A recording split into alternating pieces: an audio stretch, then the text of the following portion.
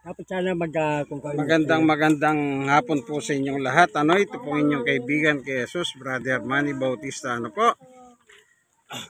Minsan pa ang salita ng Diyos ay ating pong pag-aaralan, ating bubulayan ng Ebanghelyo na dito po sa Garden Bible Study.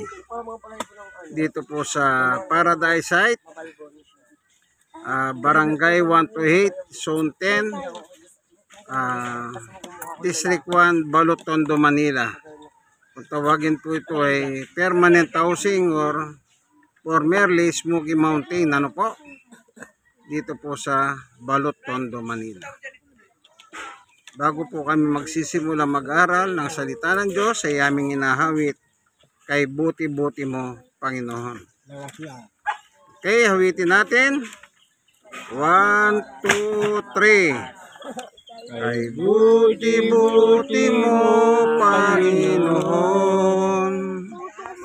lahat ang oras sa bawat araw, kay laging tapat kong magmahal.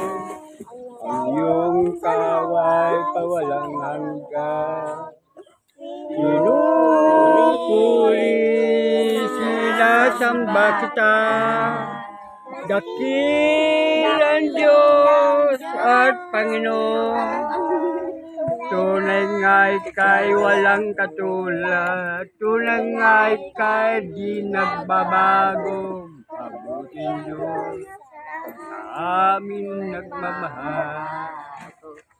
Kay buti-buti mo, Panginoon, sa lahat ang oras, sa bawat araw, ika'y laging tapat kong magmahal.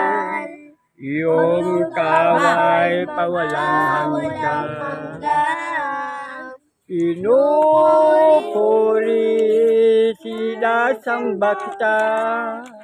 Dakilang Diyos at Panginoon, tunay nga ika'y walang katulad, tunay nga ika'y di nagbabago. Mabuting Diyos, sa amin nagmamahal.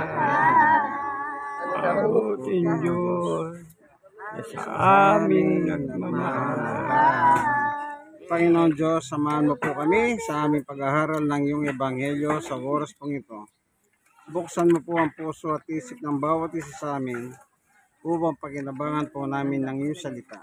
Salamat po. Ito po ang aking kahilingan namin lahat sa ngalan ng aming Panginoong Yesus. Amen and amen. God bless us all po. Amen.